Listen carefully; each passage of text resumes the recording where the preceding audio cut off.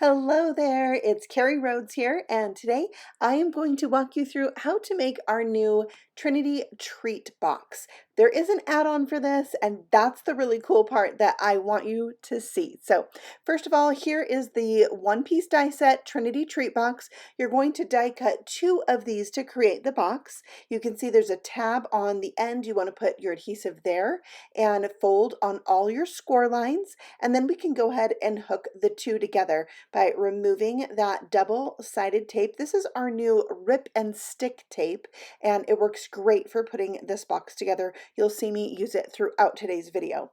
And we have it in 1/4 of an inch and 1/8 of an inch sizes. So we've hooked the 2 ends together to create the box. Now we need to secure the bottom. So I found out through trial and error that you only need a little bit of adhesive to put the bottom together. You only want the adhesive on the ends of those long flaps. You can see I had to remove mine and start over, because if you put it all the way across the long flaps, you'll have a sticky part showing in the bottom of your box. Then you can pinch the top together and tuck the little rounded tabs into the slits on the side of the box.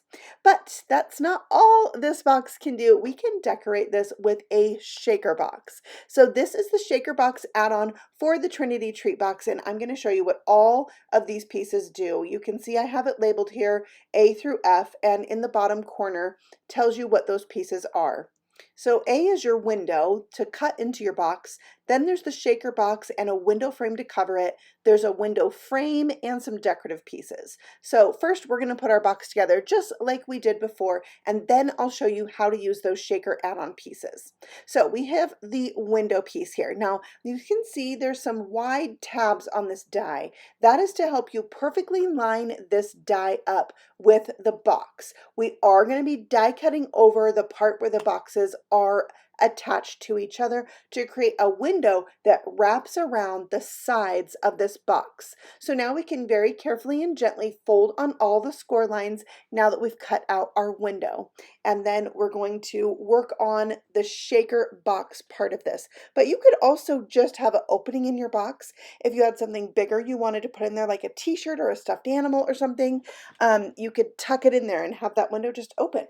So this is the box itself. You want to fold the first score line towards you, the second score line away from you. The side pieces fold away from you and the tabs fold away from you. And then you have your little box. Next, we have the die that creates the window sheet portion, and this is important because it cuts it to the exact size that you need and also has crease lines so that you can fold this. It has to be folded to fit around our box. This rectangular die right here is made to fit the back of the shaker box, so you can add a little background piece if you like. Maybe you like the color of your box to be the same color all the way through, but you have that option.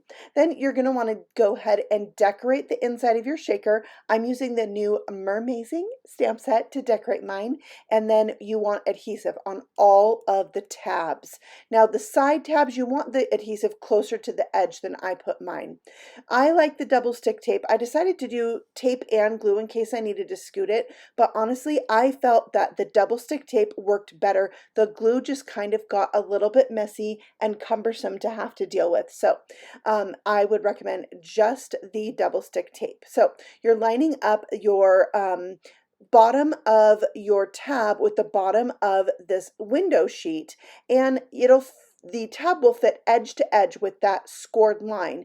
Your side tabs hook onto the side of that window sheet, and then so do your side panels. Now here you can see I've got a little glue mess on my window sheet, so that's when I decided no, I am just doing double stick tape, and I redid my side panels with just that tape, and that rip and stick tape holds really well, so I'm happy with that.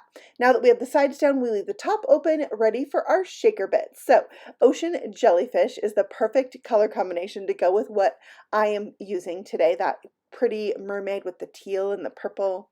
Once you have the shaker bits in, I then removed my adhesive off of the top flaps and adhered them into place, and just squeeze and press down to make sure it's pressed in really well, and there you have your shaker.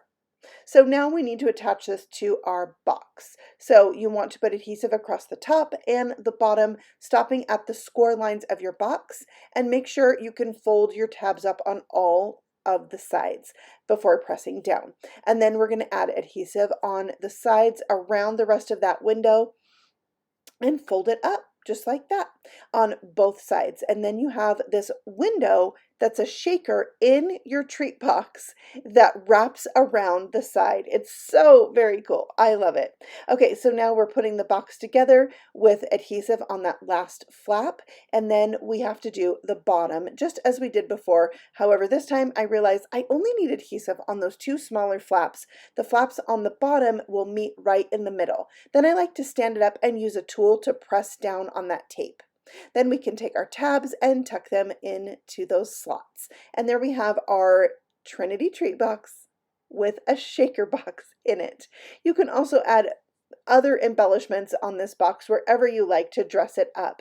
I'm adding some little stamped images around the window, but there is another die you can use to dress up this window, which I'm going to show you on the next box. And there's one other die I've yet to use I'm going to show you as well. So I'm adding some more of my flat confetti pieces to dress this up, and that is my first box. But I wanted to make another one so you could see this again, because once you realize how to make it, it is really easy to do. The other great thing about this box is it fits a gift card perfectly. You could toss some candy in there and have a really fun way to do a gift. So let's move on to the next box. I'll show you this again so you can see how to do it. Now I just flipped this over, and on the front side I'm adding the frame. You can see the die there. That's the window frame, so you can dress up that window, and it's easiest to do before you fold and with pattern paper. Okay, so now I'm folding that box piece and adding the background, and I am folding the tabs. Almost all of them fold away from you except the first fold on the long sides. I'm adding some cute little pieces from our new dolphin stamp set, and that is going to dress up the inside of my card. You can see you don't have to do a ton on the inside. I think that's really cool. All right, so this time I'm only using the rip and stick tape. I am not messing with the glue, and it is just so much easier to do, and I found that it sticks really well and doesn't come apart, and it's fast to do. So leave the top open, and then we're adding some more of our flat circle confetti pieces and filling this one up, and then putting the top down. So remove the back to your rip and stick tape, and I had a little trouble. I got a little wrinkle in mine, and if you are careful, you can peel this back from a window sheet, and that was really cool because I had the wrinkle there.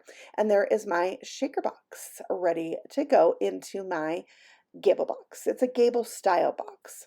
And then we have this last die. It's kind of like a long skinny rectangle. It fits edge to edge with the box, so you can put it to decorate your box on the back. You can put it at the top and the bottom of your window if you don't want to do the frame all the way around. It's just a thicker option.